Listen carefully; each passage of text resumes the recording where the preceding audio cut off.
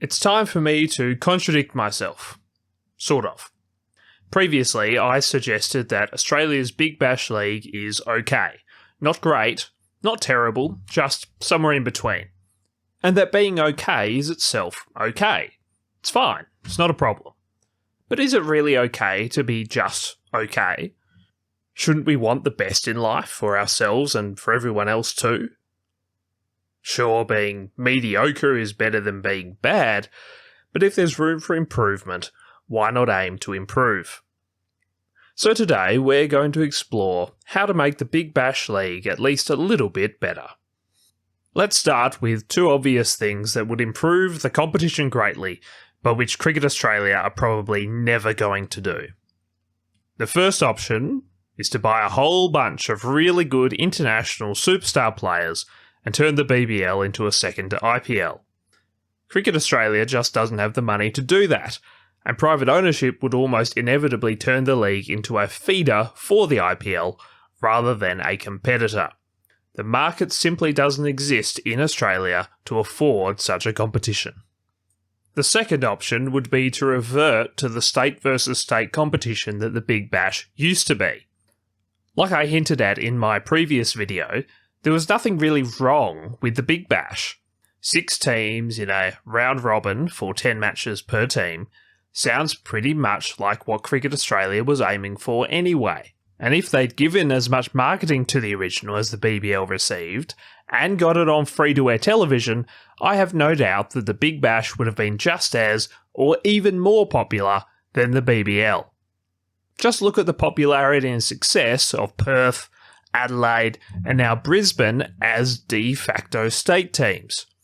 It could easily have become the only true state of origin competition for the entire country, given that the AFL has no interest in bringing it back, and the NRL will only ever be New South Wales and Queensland. But Cricket Australia made their choice, and they're likely to stick with it, even with the addition of an ACT team to the Sheffield Shield and one-day competition, which seems like a real possibility, and which would make a theoretical return to the Big Bash competition almost perfect. Of course, such a return would also make for a different kind of league. The random grade cricketers would probably be gone, but on the other hand, it'd be great to see Mitch Marsh back in yellow, Marnus back in maroon, and the rest of the Aussie team in light blue. Ha ha. It'd probably also be a more serious competition with the whole state versus state thing, but if the aim is to bring a crowd along, maybe that's good. Making the competition matter by having the best players available, whether to see in person or on free-to-air TV, would surely be compelling viewing. The kind of must-see because everyone is talking about it event that the BBL was for a few years. Such a competition probably would lose something of its localness, though. One thing the BBL has been moving towards is getting teams to play in more places.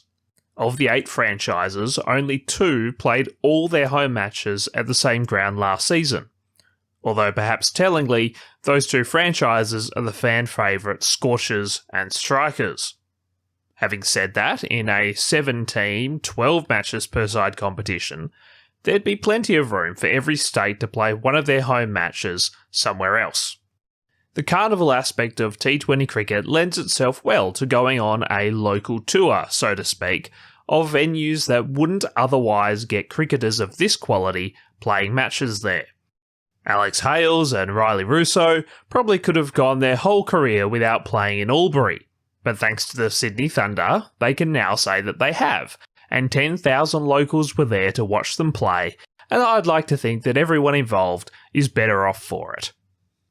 You can probably tell that I'm a big fan of the whole state versus state thing, but Cricket Australia has put so much effort into the Big Bash League as it is now that it's hard to see them ever reversing course, even though it would make for great cricket if they did.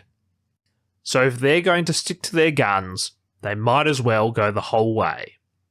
If neither of those 2 big changes are going to happen, and if improving the BBL also isn't going to result from X-Factor players or flipping a bat instead of a coin at the toss, then the best way to improve the Big Bash League is simply by expanding it. And I don't mean increasing the number of matches. They've tried that before and it was no good. But it did produce one useful data point.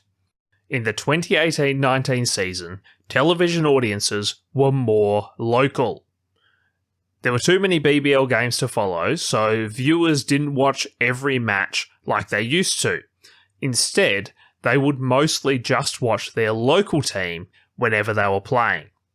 So if people want to see a local team playing cricket, why not give more cities a local team? Why not expand the BBL by having more teams playing the same number of matches?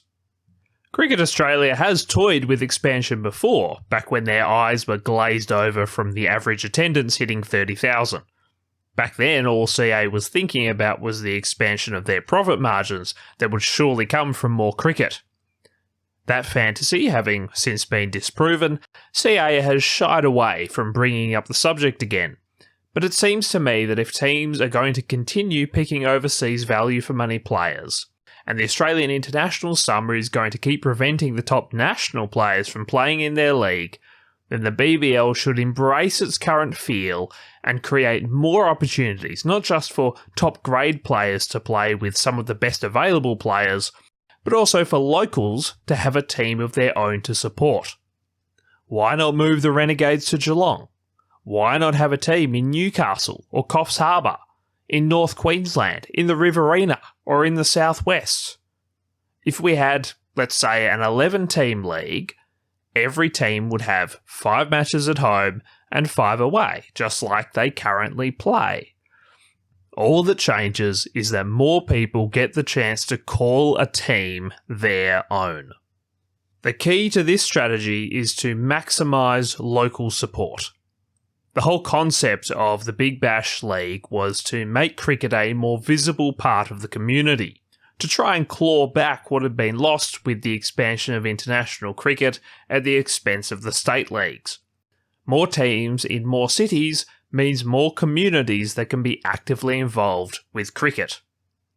Of course, this would come with added costs. Every extra team in the league needs more players, and more backroom staff, and facilities, and so on. And while you could rationalise them to an extent by having players based in the capitals for training or whatever, these are still extra costs. The crowds will be smaller in these cities, so there won't be as much recouping of costs either, although the smaller venues are also cheaper to use. Television rights probably won't increase that much if it's the same number of matches being played either.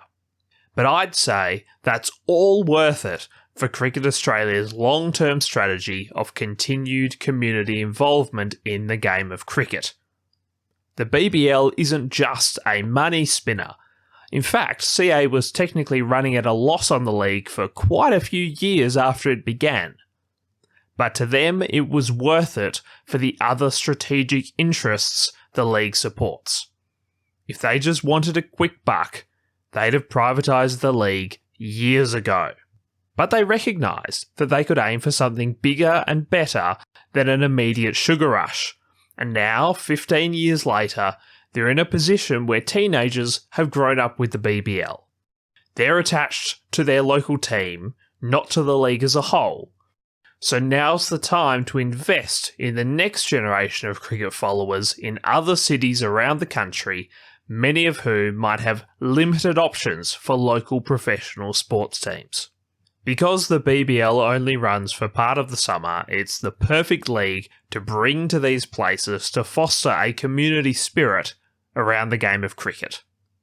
So here's my suggestion. Move the Renegades to Geelong, but rename the Thunder to Western Sydney and keep them where they are.